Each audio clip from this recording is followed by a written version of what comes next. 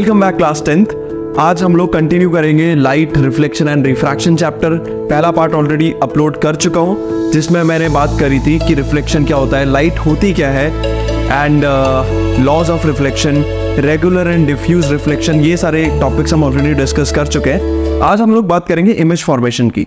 Image formation via plane mirror, via spherical mirror, concave, convex, सब जितना भी हो पाएगा आज हम कुछ ना कुछ इसमें डिस्कस करने की कोशिश करेंगे। तो शुरुआत करते हैं प्लेन मिरर से। तो अगर एक प्लेन मिरर के सामने एक पॉइंट है, इसकी इमेज किस तरीके से बनती है? तो बेसिकली हमें एक पॉइंट की इमेज बनाने के लिए कम से कम दो लाइंस की जरूरत होती है, या कम से कम दो इंसिडेंट रे या दो रिफ्लेक्टेड रेज की जरूरत होती है। तो एक तो हम ऐसी बना लेते हैं सीधी सीधी, और एक किसी भी एंगल पे बना लेते हैं। तो ये दो इंसिडेंट रेज हैं, ये वाली तो इसी पे वापस आ जाएगी, और ये एक सेम एंगल बना के कुछ इस तरीके से इस तरफ आ जाएगी।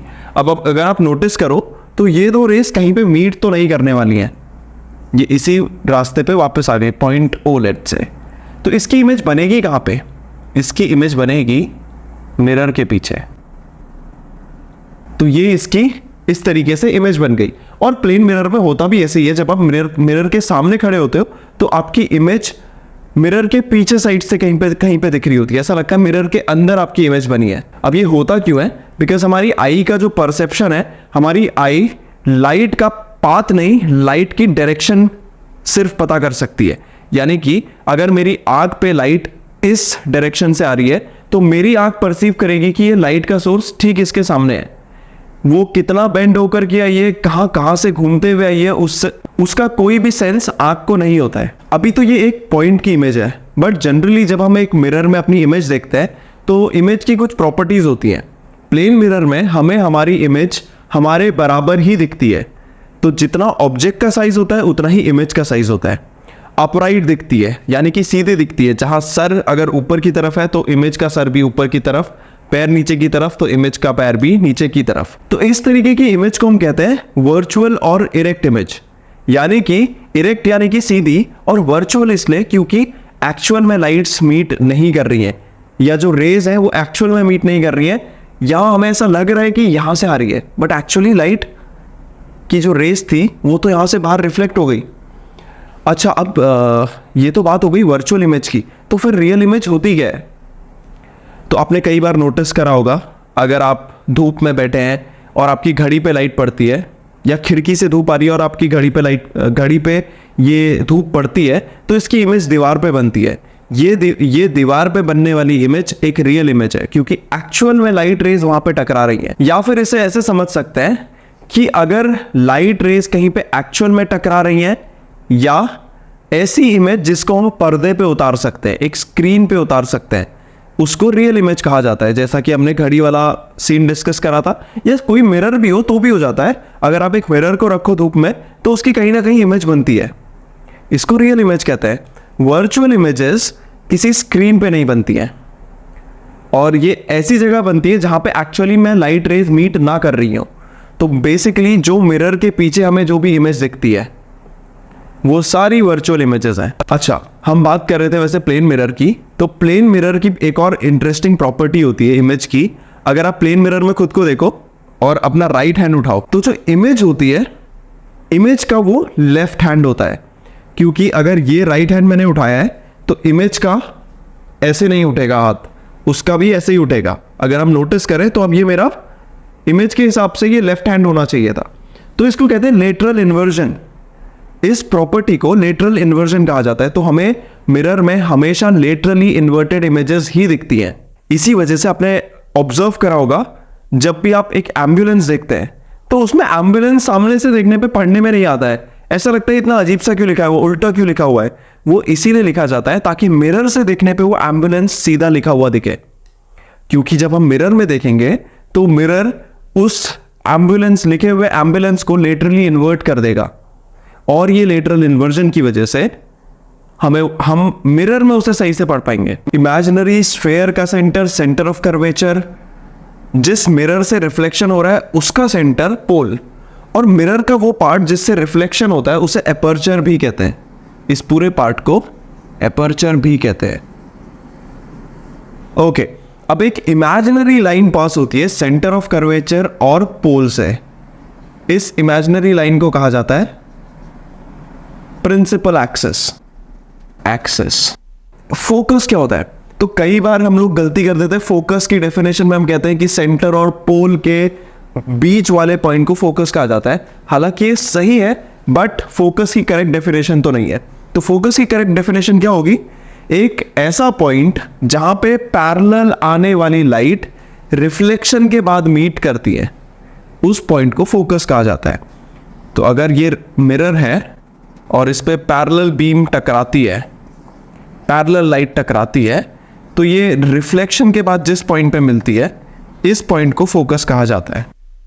ज्योमेट्रिकली ऐसा होता है कि ये सेंटर ऑफ कर्वेचर और पोल के एग्जैक्ट सेंटर पे आती है, बट ये इसकी डेफिनेशन नहीं हो सकती है। तो डेफिनेशन क्या होगी फोकस की? Focus is a point eight which a beam of parallel light after reflection meets. एक पैरेलल बीम रिफ्लेक्शन के बाद जहां पे मीट करती है, उसे फोकस कहते हैं।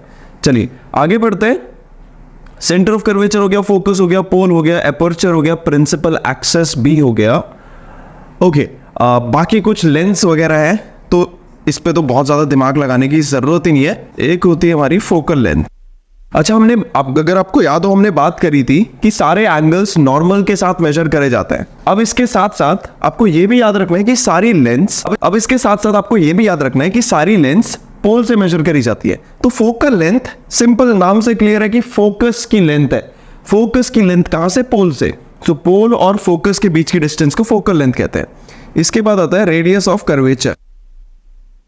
ये कर्वेचर है, इसका रेडियस, यानी कि सेंटर ऑफ कर्वेचर से पोल तक की डिस्टेंस को रेडियस ऑफ कर्वेचर कहा जाता है। आई होप ये सारी टर्मिनोलॉजीज काफी इजी है, समझ में आ गई होंगी।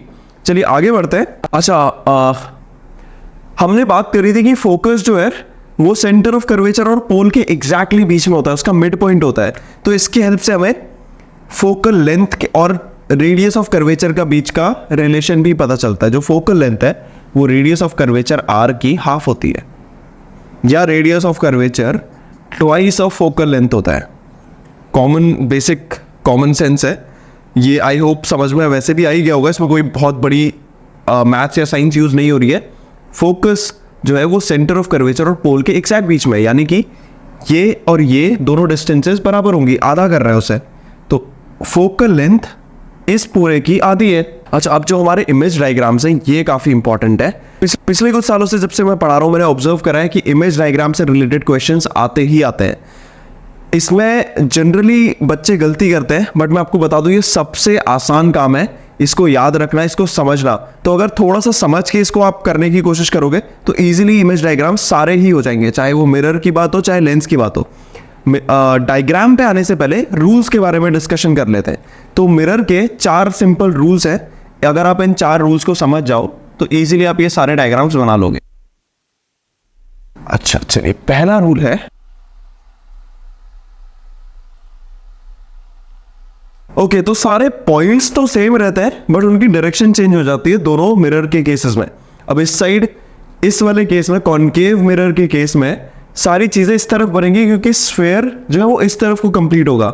वही कॉन्वेक्स मिरर के केस में स्फेयर इस तरफ कंप्लीट होगा, तो इसका फोकस भी राइट हैंड साइड और इसका सेंटर ऑफ कर्वेचर भी राइट हैंड साइड।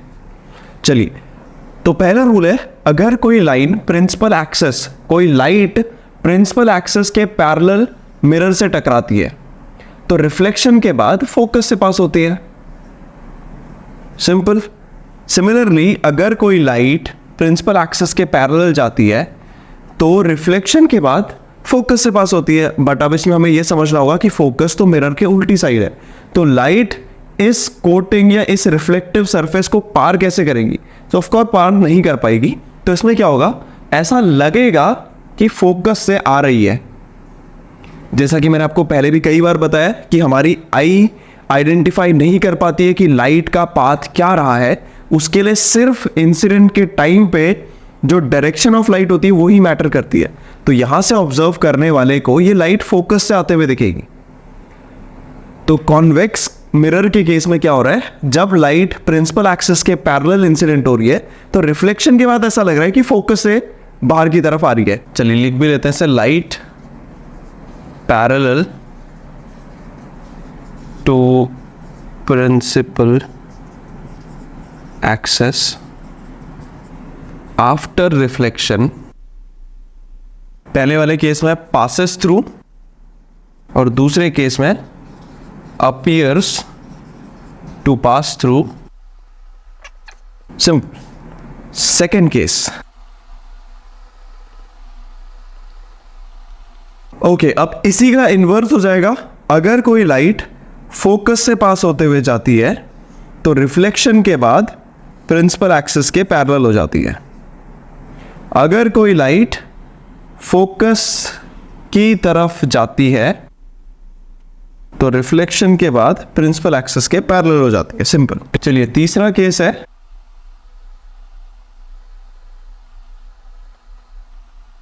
अगर कोई लाइट सेंटर ऑफ कर्वेचर से पास होते हुए मिरर से टकराती है, बिना एंगल चेंज करे उसी रास्ते पे वापस चले जाती है। अब ऐसा होता क्यों है? हमने सर्कल की प्रॉपर्टीज में पढ़ा है, सारी रेडियस से पास होने वाली लाइंस सर्कमफेरेंस पे 90 डिग्री का एंगल बनाती है। तो सर्कमफेरेंस पे क्योंकि 90 डिग्री का एंगल ऑलरेडी बना रही है, यानी कि नॉर्मल पे ही टकरा रही है, तो angle of incidence is equal to angle of reflection. जो हमारा लॉ ऑफ रिफ्लेक्शन था उसकी वजह से, क्योंकि एंगल जीरो है, इंसिडेंट एंगल जीरो है, तो रिफ्लेक्टेड एंगल भी जीरो ही होगा, एंगल ऑफ रिफ्लेक्शन भी जीरो होगा, इसीलिए उसी रास्ते पे वापस। अब इस वाले केस में क्या होगा? ऐसा लगेगा कि सेंटर ऑफ कर्वेचर की तरफ लाइट जा रही है, बट ये भी उसी रास्ते पे वापस हो जाएगी। आखिरी लॉ, आखिरी रूल, आखिरी रूल है कि अगर कोई लाइट पोल पे इंसिडेंट होती है तो प्रिंसिपल एक्सिस से सेम एंगल बनाते हुए रिफ्लेक्ट बैक हो जाती है। दोनों ही केसेस में ये रूल सेम है। अगर इसका लॉजिक समझना है तो क्योंकि प्रिंसिपल एक्सिस इस सर्कमफ्रेंस ऑफ मिरर पे यहां पे 90 डिग्री का एंगल बना रही है, तो यही नॉर्मल है, प्रिंसिपल एक्सिस ही नॉर्मल है। इस वजह से इसके साथ बनने वाला एंगल आई और आर बराबर होगा। सिंपल। चलिए, आई होप ये 4 रूल्स आपको समझ में आ गए। इन्हीं 4 रूल्स में से कोई 2-3 रूल्स यूज करके हम सारे इमेज डायग्राम बनाना सीख लेंगे। चलिए अब आ जाते हैं इमेज डायग्राम्स पे थ्रू कॉनकेव मिरर। तो कॉनकेव मिरर के कुछ 6 केसेस हैं, उन सारे केसेस को कैसे आप इजीली याद रख सकते हो, समझ सकते हो, उस पर बात करते हैं। तो पहला केस है when object is at infinity. तो इसको थोड़ा सा ऐसे समझ लीजिए कि ऑब्जेक्ट जो सबसे ज्यादा दूर हो सकता है उससे धीरे धीरे पोल की तरफ आ रहा है। तो सबसे दूर क्या हो सकता है? इन्फिनिटी पे हो सकता है। और पहली वीडियो में मैंने आपको बताया था कि इन्फिनिटी से आने वाली लाइट ऑलमोस्ट पैरेलल होती है। तो इन्फिनिटी से जो भी लाइट आएगी वो पैरेलली मिरर पे इंसिडेंट होगी, इंसिडेंट पे टकराएगी। और पहला रूल क्या है? पैरेलल प्रिंसिपल एक्सिस के पैरेलल आने वाली लाइट रिफ्लेक्शन के बाद फोकस से पास होती है, रिफ्लेक्शन के बाद फोकस से पास होती है। अब जहां पे भी ये रिफ्लेक्टेड रेज मीट कर रही है वहीं पे हमारी इमेज बनती है। तो क्योंकि ये फोकस पे मीट कर रही है तो यहां पे छोटा सा पॉइंट साइज हमारा इमेज बन जाएगा। अब मैं साथ साथ में इमेज की प्रॉपर्टीज भी लिख देता हूं, तो आपको ये 2 चीजें ही याद रखनी है। तो इमेज डायग्राम कैसे बनेगा, ऑब्जेक्ट कहां है और उस इमेज की प्रॉपर्टीज क्या है। तो इमेज कैसी बन रही है, सबसे पहले बात कर लेते हैं पोजीशन की। पोजीशन क्या है? एट एफ, फोकस पे बन रही है। अब और क्या प्रॉपर्टीज है इसकी, ये कैसी है, इसका साइज कैसा है? तो हाईली डिमिनिश्ड या पॉइंट साइज्ड है, बहुत ही छोटी पॉइंट साइज्ड। जैसा कि आपने लेंस से भी देखा होगा, लेंस से जब आप लेंस को मूव करते हो धूप में तो एक ऐसा सर्टेन डिस्टेंस आता है जिसके बाद उस लेंस से जो वो डॉट, सनलाइट का जो डॉट बन रहा होता है वो बिल्कुल छोटा एक पॉइंट साइज डॉट बनता है। और उसी में आप अगर उसमें पेपर लगाओगे तो पेपर जलने लग जाता है, क्योंकि वो सारी हीट को एक छोटे से पॉइंट पे लेकर के आ रहा है, कन्वर्ज कर रहा है। सिमिलरली इस पे भी क्या हो रहा है? हाईली डिमिनिश्ड इमेज बन रही है, जिसको हम पॉइंट साइज भी कहते हैं, पॉइंट साइज्ड। तीसरी प्रॉपर्टी, कैसी इमेज है, रियल है कि वर्चुअल है, इरेक्ट है कि इन्वर्टेड है। यानी कि रियल, वर्चुअल, इन्वर्टेड, इरेक्ट, ये सब क्या चीज होती है ये भी समझ लेते हैं। तो जहां पे लाइट रेज एक्चुअल में मीट कर रही है वो एक रियल इमेज फॉर्म करती है। जैसे कि आपने नोटिस करा होगा, आप घड़ी चमकाते हैं, दीवार पे उसकी एक रिफ्लेक्शन आती है, तो वो रियल इमेज है, एक्चुअल में लाइट रेज मीट कर रही है। पर जब आप खुद को एक मिरर में देखते हो तो आपको ऐसा लग रहा है कि आप मिरर के पीछे जितना आगे खड़े हैं उतना ही पीछे आपकी इमेज दिख रही है। तो एक्चुअल में वहां से लाइट तो आ नहीं सकती मिरर के पीछे से, तो ये एक वर्चुअल इमेज है। और हमेशा आप ऑब्जर्व करोगे कि जो रियल इमेज होती है वो हमेशा इन्वर्टेड बनती है। तो अगर आप एक शीशा धूप में रखो और शीशे के इस पॉइंट पे आप अपनी फिंगर लगा लो, तो रिफ्लेक्शन में वो उल्टी साइड पे यानी कि ऊपर की तरफ आपको शैडो दिखेगी, क्योंकि वो इमेज इन्वर्टेड बनी है, उल्टी बनी है। जो सर है वो सर पैर की जगह, पैर सर की जगह बन गया है।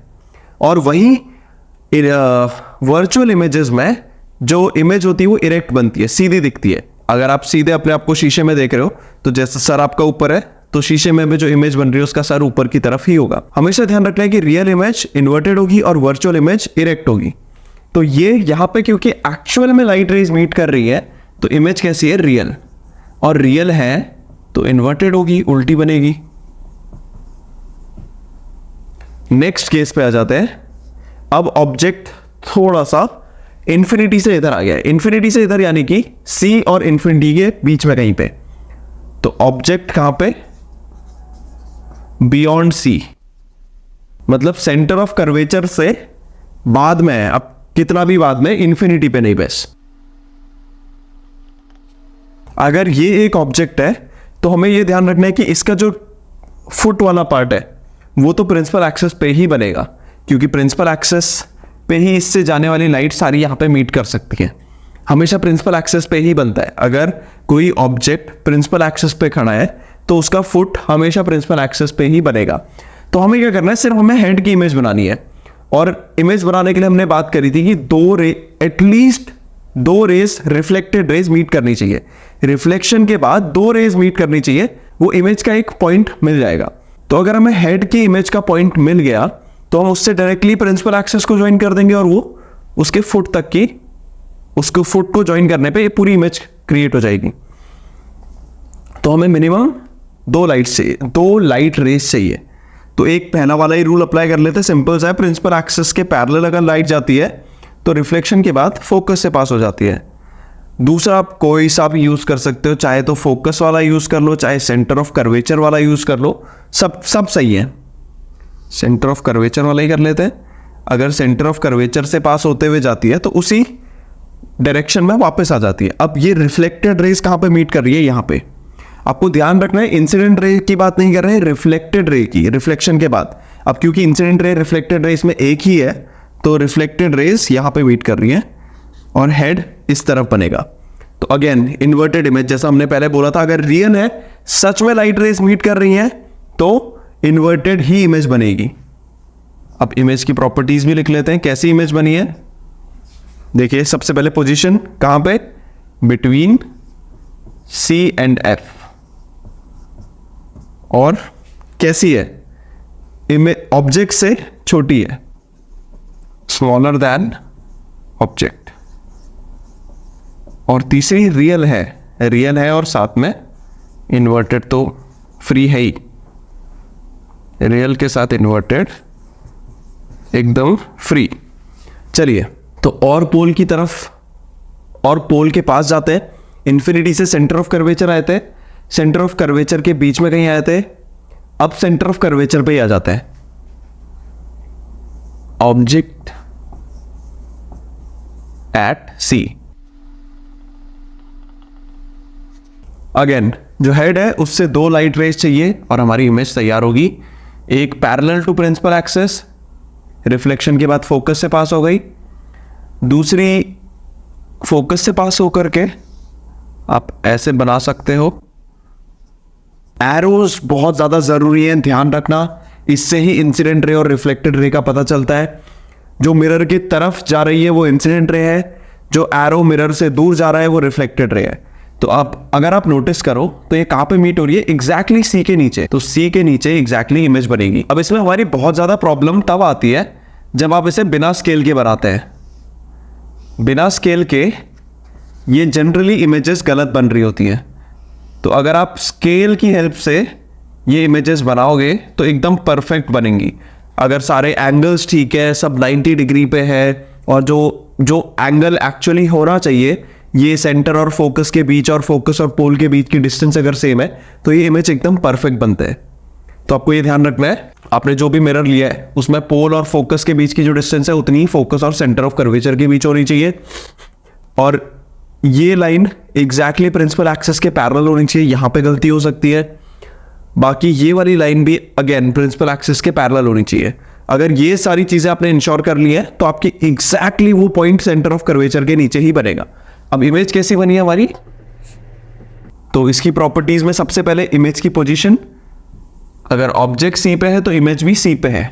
दूसरा कैसा साइज, क्या है साइज इक्वल होता है तो सेम साइज, और ऑफ कोर्स रियल है, और साथ में इन्वर्टेड तो है ही है। ओके, अब थोड़ा सा और पोल की तरफ जाते हैं तो सेंटर ऑफ कर्वेचर और फोकस के बीच में आ जाएगा object between C and F. Again दो रेस हेड से, एक प्रिंसिपल एक्सिस के पैरेलल होते हुए फोकस से पास। अब आपको ध्यान रखना है इसमें कौन कौन से रूल्स आप अप्लाई नहीं कर सकते। तो सेंटर ऑफ कर्वेचर से अब लाइट पास नहीं हो सकती, क्योंकि अगर सेंटर ऑफ कर्वेचर से पास होगी तो मिरर पे टकराएगी नहीं। तो बाकी के 3 ऑप्शंस में से क्या क्या ऑप्शन अवेलेबल है हमारे पास, पहला वाला, दूसरा वाला और तीसरा वाला, तीनों ही अवेलेबल है। तो आपकी मर्जी है जैसा भी आप बनाना चाहें। थोड़ा सा एंगल्स गड़बड़ हो गए हाथ से बनाने के चक्कर में, बट ये कुछ इसी तरीके की इमेज बनेगी इसकी। और इमेज कैसी बन रही है, सबसे पहले तो पोजीशन बियॉन्ड सी के बाद कहीं पे इमेज बनेगी। तीसरा मैग्नीफाइड है, मैग्नीफाइड यानी कि ऑब्जेक्ट से बड़ी इमेज बनी है। तीसरा ऑफ कोर्स रियल, और रियल है तो इन्वर्टेड तो होगी। आगे बढ़ते हैं 5th पे। अब ऑब्जेक्ट और पास गया और फोकस पे पहुंच चुका है, ऑब्जेक्ट एट एफ। अब इसमें सिर्फ 2 ही रूल्स हम अप्लाई कर सकते हैं। एक तो जो प्रिंसिपल एक्सिस के पैरेलल इंसिडेंट हो और रिफ्लेक्शन के बाद फोकस से पास हो। दूसरा जो लास्ट वाला रूल हमने पढ़ा था कि पोल पे आने पे इक्वल एंगल बनाती है, यही 2 इस्तेमाल करे जा सकते हैं। ना तो फोकस से पास होने वाला करा जा सकता है, ना ही सेंटर ऑफ कर्वेचर से। अगर आप देखो तो रिफ्लेक्टेड जो लाइट है, जो रिफ्लेक्टेड रेज है, ये पैरेलल है, और हमें पता है कि पैरेलल बीम्स कहाँ मीट करती है, इन्फिनिटी पे। जैसे कि ये जहां मीट करेंगी, जस्ट इमेजिन यहां से वो कितना नीचे बनेगा। तो जो ऑब्जेक्ट, जो इमेज होगा वो हाईली मैग्नीफाइड होगा, बहुत ही बड़ा। इमेज की प्रॉपर्टीज लिख लेते हैं। इमेज कहां बनी है, एट इन्फिनिटी। कैसी बनी है, हाईली मैग्नीफाइड, बहुत ही ज्यादा बड़ी। और कैसी है, रियल है, और साथ में इन्वर्टेड तो होगी ही। आई होप अभी तक कोई डाउट नहीं रहा है। आगे एक लास्ट हमारा इमेज डायग्राम बचा है, वो भी समझ लेते हैं। थोड़ा इसे ध्यान से देखिएगा। अब ऑब्जेक्ट और मिरर के पास जा रहा है। ऑब्जेक्ट कहां पे पहुंच गया है, बिटवीन फोकस एंड पोल।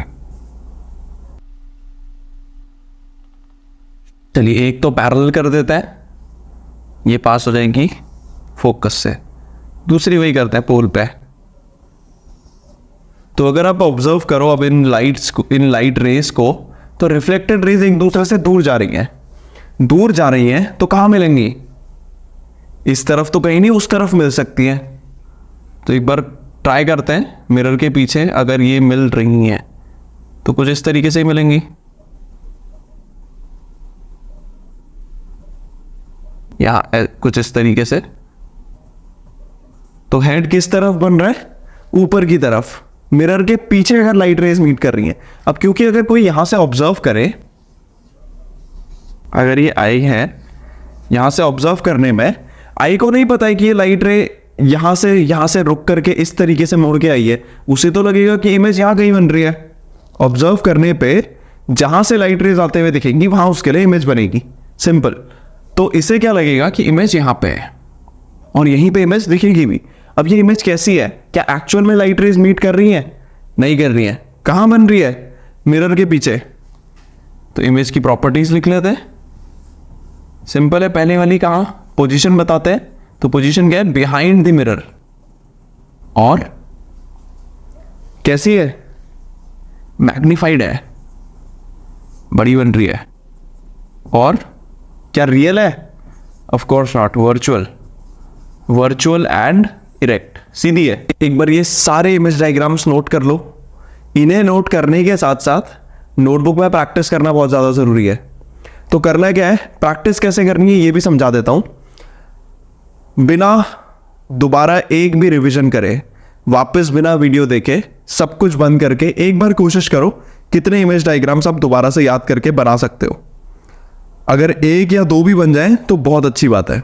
अब आपको क्या करना है, जितने नहीं बन पाए हैं उन्हें वापस वीडियो पे आकर के दोबारा देखना है।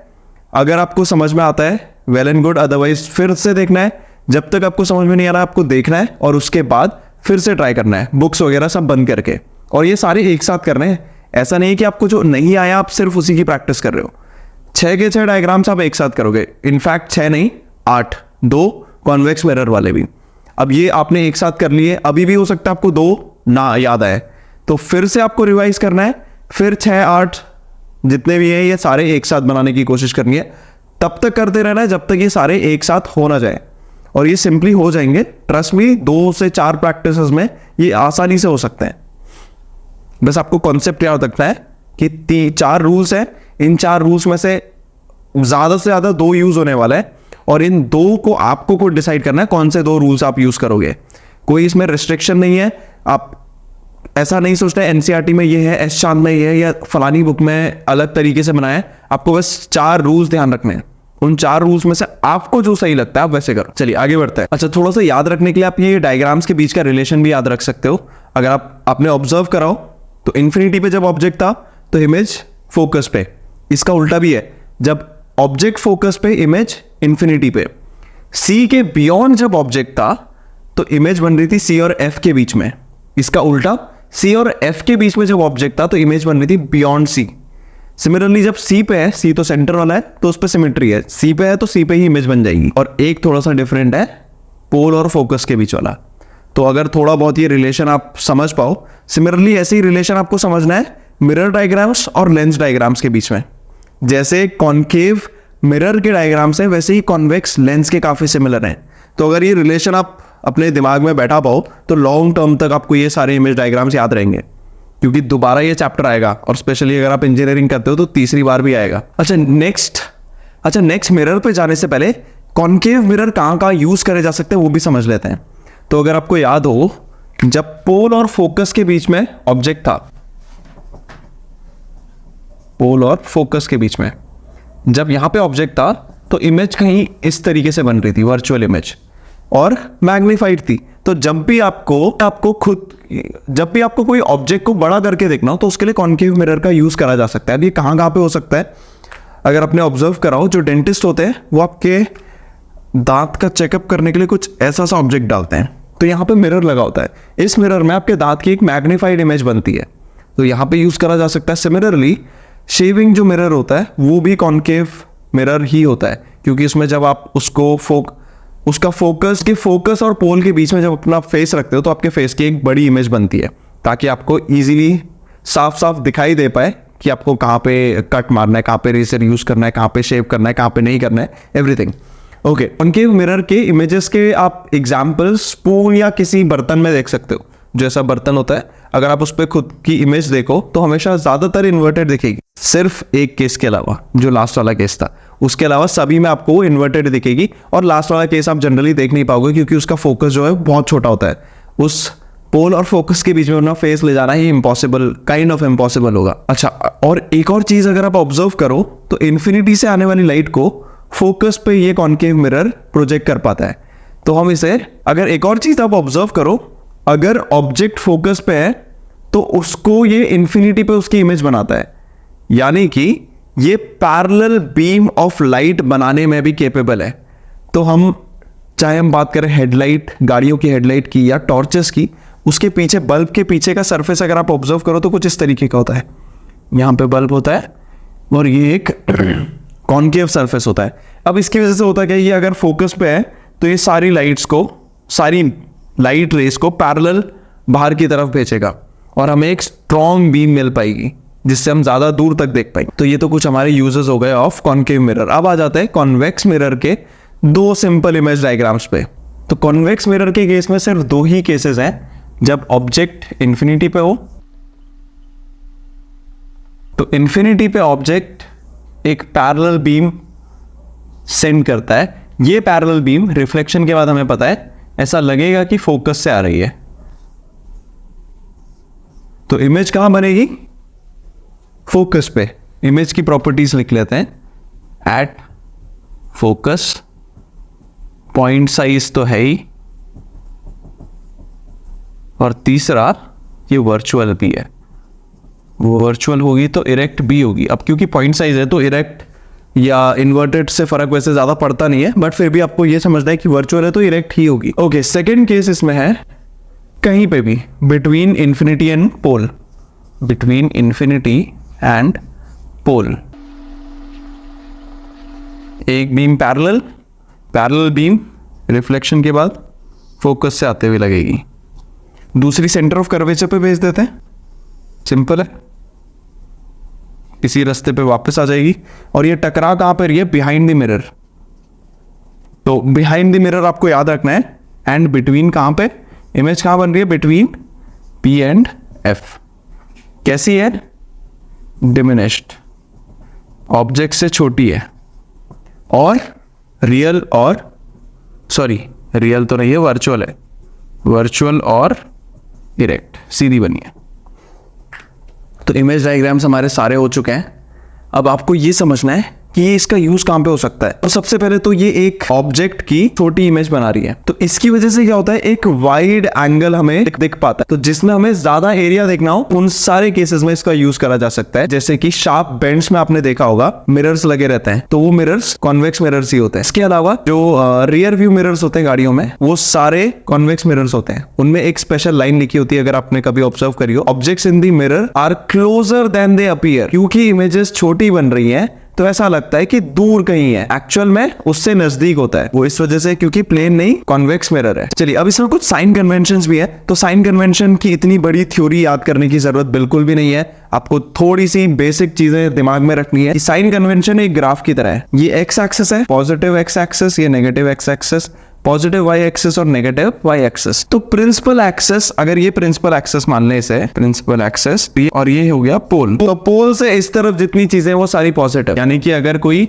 इमेज इस तरफ बन रही है तो उस इमेज की डिस्टेंस हमेशा पॉजिटिव होगी। अगर ऑब्जेक्ट हम देखें तो हमेशा ऑब्जेक्ट पोल के इस तरफ ही होता है, तो यानी कि नेगेटिव एक्सिस में तो ऑब्जेक्ट की डिस्टेंस हमेशा ही नेगेटिव होगी। सिमिलरली अगर इरेक्ट इमेज बन रही है, इरेक्ट मतलब कि सीधी प्रिंसिपल एक्सिस से ऊपर की तरफ, उसकी हाइट क्या है? पॉजिटिव वाई एक्सिस की तरफ। हमेशा ऑब्जेक्ट की हाइट पॉजिटिव, क्योंकि ऊपर की तरफ होगा हमेशा प्रिंसिपल एक्सिस से ऊपर की तरफ। इमेज अगर इन्वर्टेड है तो उसकी हाइट नेगेटिव होगी, अगर इरेक्ट है तो उसकी हाइट पॉजिटिव होगी। सिंपल। ग्राफ की हेल्प से याद रखना है, इस तरफ सब पॉजिटिव, इस तरफ सब नेगेटिव, एक्स एक्सिस से ऊपर सब पॉजिटिव, एक्स एक्सिस से नीचे सब नेगेटिव। Simple, that's it. अच्छा, अब ये सब खत्म करने से पहले कुछ फॉर्मूलाज है वो भी देख लेते हैं। तो सबसे पहले सबसे इंपॉर्टेंट फॉर्मूला है इसमें मिरर फॉर्मूला। ये दो फॉर्मूलाज बहुत इंपॉर्टेंट है, एक मिरर फॉर्मूला और एक लेंस फॉर्मूला। तो मिरर फॉर्मूला क्या है हमारा? 1/v + 1/u = 1/f। Simple. v क्या होगा इसमें? वेलोसिटी नहीं है। u और v में सबसे पहले आता है u, तो सबसे पहले हमारा आता है ऑब्जेक्ट। तो u है ऑब्जेक्ट डिस्टेंस। डिस्टेंस कहां से मेजर होती है आपको पता है? पोल से मेजर होती है। v है इमेज डिस्टेंस, और f तो आपको पता ही है फोकस है या फोकल लेंथ है। जिसमें आपको साइंस याद रखने हैं। ऑब्जेक्ट अगर इधर है तो ऑब्जेक्ट हमेशा नेगेटिव होगा, जब आप वैल्यू पुट करोगे तो उसके नेगेटिव साइन के साथ पुट करोगे। सिमिलरली इमेज अगर मिरर के पीछे बन रही है यानी कि वर्चुअल इमेज है तो v पॉजिटिव, अगर रियल है तो जनरली इसी तरफ बनेगा और नेगेटिव होगा। तो ये थोड़ा सा ध्यान रखना है, साइंस को ध्यान रखते हुए फॉर्मूला याद कर। इसके बाद आती है बात मैग्निफिकेशन। मैग्निफिकेशन जिसे m से भी डिनोट करते हैं। मैग्निफिकेशन मतलब कि इमेज कितनी बड़ी या कितनी छोटी बनी है। तो इमेज का कंपैरिजन है ऑब्जेक्ट से, height of image upon height of object. याद रखने का आसान तरीका। इमेज का कंपैरिजन है ऑब्जेक्ट से, इमेज की हाइट कितनी है अपॉन ऑब्जेक्ट की हाइट कितनी है, ये हो गया मैग्निफिकेशन। इसका एक और फॉर्मूला है -v अपॉन u, यानी इमेज की डिस्टेंस अपॉन ऑब्जेक्ट की डिस्टेंस, बट इसमें नेगेटिव साइन है। तो आप कोई सा भी फॉर्मूला यूज कर सकते हो, कई सारी ऐसे क्वेश्चन आएंगे जिनमें शायद दोनों का ही इस्तेमाल करना पड़े। आज के लिए सिर्फ इतना, बस आपको थोड़ा सा खुद से प्रैक्टिस करनी है, इमेज डायग्राम्स प्रैक्टिस करने हैं, साथ में फॉर्मूलाज याद रखने हैं। नेक्स्ट क्लास में हम लोग कुछ क्वेश्चंस इसके डिस्कस करेंगे, एंड अगर टाइम पे ये सब खत्म हो जाता है तो अगले ही वीडियो में मैं आपको लेंस या फिर रिफ्रैक्शन भी समझा दूं। Thank you so much for being here. I hope आपको चीजें समझ में आ रही हैं। अगर आपको चीजें समझ में आ रही हैं, वीडियोस पसंद आ रहे हैं, तो like the video, subscribe to this channel and अपने फ्रेंड्स के साथ शेयर करना मत भूलना। Thank you so much. Stay curious, keep learning, and I will see you in the next